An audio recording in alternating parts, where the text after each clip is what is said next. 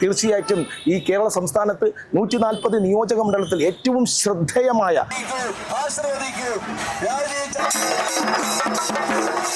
തീർച്ചയായിട്ടും അത്തരം പ്രവർത്തനങ്ങളുമായി മുന്നോട്ട് കൊണ്ടുപോകുവാൻ ഈ മന്ത്രിസഭയോ അല്ലെങ്കിൽ തദ്ദേശ സ്വയംഭരണ സ്ഥാപനത്തിനോ കഴിഞ്ഞ കാലാംശത്തിൽ നടന്നിട്ടില്ല. അതിന് പുറംകാല് കൊണ്ട് തട്ടുന്ന സമീപനമാണ് മന്ത്രി ശിവൻകുട്ടിയും അതുപോലെ തന്നെ ഇടതുപക്ഷത്തിന്റെ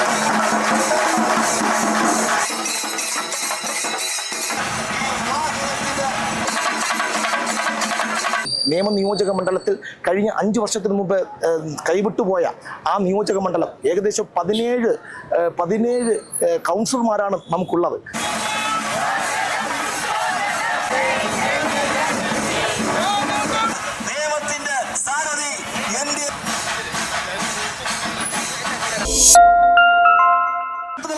അഭ്യർത്ഥിച്ചുകൊണ്ട് സുസ്മേരെ വധനരായി ചെറു പുഞ്ചിരിയോടുകൂടി കൈവീശി തന്നെ അനുഗ്രഹിക്കൂ, തന്റെ ചിഹ്നമായ താമരയിൽ വോട്ടുകൾ രേഖപ്പെടുത്തി വിജയിപ്പിക്കൂ എന്ന് അഭ്യർത്ഥിച്ചുകൊണ്ട് അപേക്ഷിച്ചുകൊണ്ട് ഇതായി വാഹനത്തിന്റെ തൊട്ടു പിന്നാലെ കടന്നു വന്നു.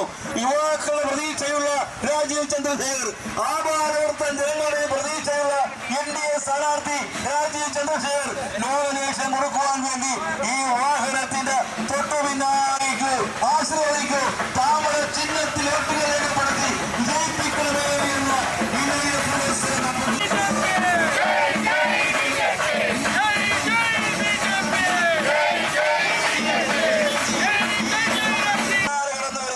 വികസന കേരളം നടപ്പിലാക്കുവാൻ നേമം മണ്ഡലത്തെ വികസനത്തിന് ആക്കം കൂട്ടുവാൻ രാജീവ് ചന്ദ്രശേഖർ നോമിനേഷൻ കൊടുക്കുവാനായി ഈ വാഹനത്തിന്റെ തൊട്ടു പിന്നാലെ കടന്നു വരുന്നു. അനുഗ്രഹിക്കൂ, ആശീർവദിക്കൂ. രാജീവ് ചന്ദ്രശേഖരന്റെ ചിഹ്നമായ താമരയിൽ വോട്ടുകൾ രേഖപ്പെടുത്തി അദ്ദേഹത്തെ അനുഗ്രഹിക്കണമേ എന്ന് അഭ്യർത്ഥിച്ചുകൊണ്ട് പ്രതീക്ഷയുള്ള ഭാരതീയ ജനത NDA സഖ്യത്തിന്റെ സ്ഥാനാർത്ഥി രാജീവ് ചന്ദ്രശേഖർ നോമിനേഷൻ കൊടുക്കുവാൻ ഈ വാഹനത്തിന്റെ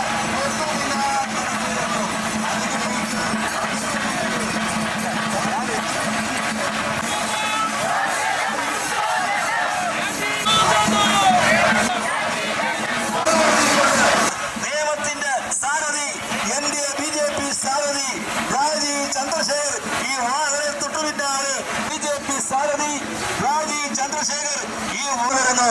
അദ്ദേഹത്തെ താമര ചിഹ്നത്തിൽ വോട്ടുകൾ രേഖപ്പെടുത്തി രാജീവ് ചന്ദ്രശേഖർ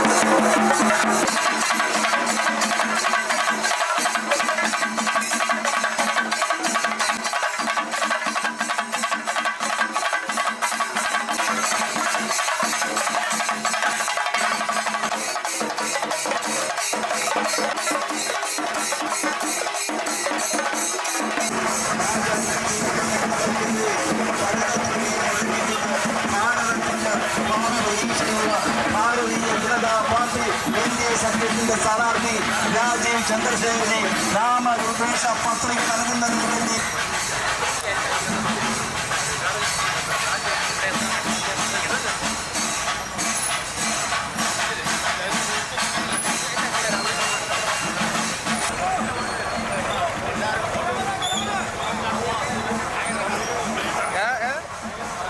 മേഘയുടെ നമ്പറുണ്ട്, ഫോൺ ലൈവിലാണ്ടാ.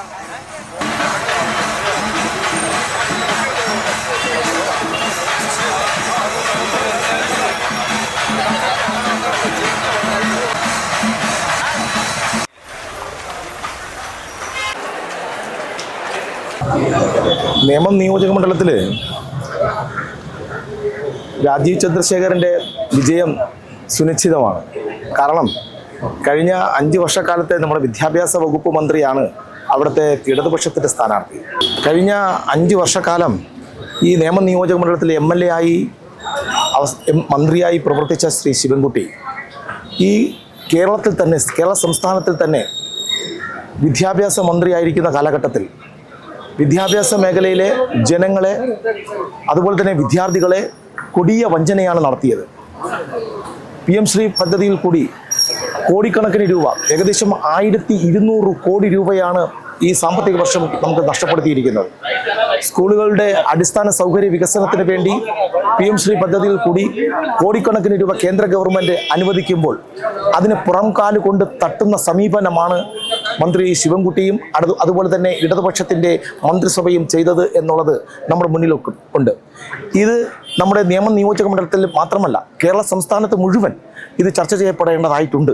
നമ്മുടെ നിയമത്തിൽ തന്നെ നമ്മുടെ തിരുവനന്തപുരം സിറ്റിക്കകത്ത് വെള്ളക്കെട്ട് പരിഹരിക്കുന്നതിന് വേണ്ടി ശ്രീ രാജീവ് ചന്ദ്രശേഖരൻ ഡിസാസ്റ്റർ മാനേജ്മെൻറ്റ് വഴി ഏകദേശം 1150 കോടി രൂപ അനുവദിക്കപ്പെട്ടു. 50 കോടി രൂപ തദ്ദേശ സ്വയംഭരണ സ്ഥാപനം കൂടി 200 കോടി രൂപയുടെ ബൃഹത്തായ വെള്ളക്കെട്ട് പരിഹാരത്തിനുള്ള മാർഗം നിർദ്ദേശിച്ചിട്ട് വർഷം 2 കഴിഞ്ഞിരിക്കുകയാണ്. തീർച്ചയായിട്ടും അത്തരം പ്രവർത്തനങ്ങളുമായി മുന്നോട്ട് കൊണ്ടുപോകുവാൻ ഈ മന്ത്രിസഭയോ അല്ലെങ്കിൽ തദ്ദേശ സ്വയംഭരണ സ്ഥാപനത്തിനോ കഴിഞ്ഞ കാലാംശത്തിൽ നടന്നിട്ടില്ല. അതും ചർച്ച ചെയ്യപ്പെടേണ്ടതുണ്ട്. അതുപോലെ തന്നെ ഈ നാടിലെ കുടിവെള്ള ക്ഷാമത്തിന് പരിഹാരം കാണുന്നതിന് വേണ്ടി ജലജീവൻ മിഷൻ കോടിക്കണക്കിന് രൂപയാണ് ലാപ്സാക്കിയിരിക്കുന്നത്. ഇതെല്ലാം നമുക്കിവിടെ ചർച്ച ചെയ്യപ്പെടേണ്ടതുണ്ട്. തീർച്ചയായിട്ടും നിയോജക മണ്ഡലത്തിൽ കഴിഞ്ഞ 5 വർഷത്തിന് മുമ്പ് കൈവിട്ടുപോയ ആ നിയോജക മണ്ഡലം ഏകദേശം 17 കൗൺസിലർമാരാണ് നമുക്കുള്ളത്.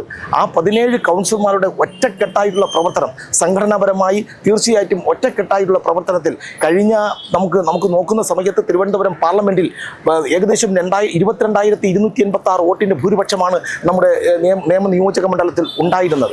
തീർച്ചയായിട്ടും ഇത് 25,000 മുകളിൽ ഭൂരിപക്ഷത്തോടു കൂടി ശ്രീ രാജീവ് ചന്ദ്രശേഖരൻ ജയിക്കും എന്നുള്ള കാര്യത്തിൽ ആ ഒരു തർക്കവുമില്ല, യാതൊരു സംശയവും വേണ്ട. തീർച്ചയായിട്ടും ഈ കേരള സംസ്ഥാനത്ത് 140 നിയോജക മണ്ഡലത്തിൽ ഏറ്റവും ശ്രദ്ധേയമായ ഒരു നിയോജക മണ്ഡലമാണ് നിയോജക മണ്ഡലത്തിലെ മത്സരം. തീർച്ചയായിട്ടും അത് അനായാസം ജയിച്ചു കയറുവാൻ സാധിക്കും എന്നുള്ളതാണ് ഇവിടുത്തെ പൊതുസമൂഹത്തിൻ്റെ അഭിപ്രായം.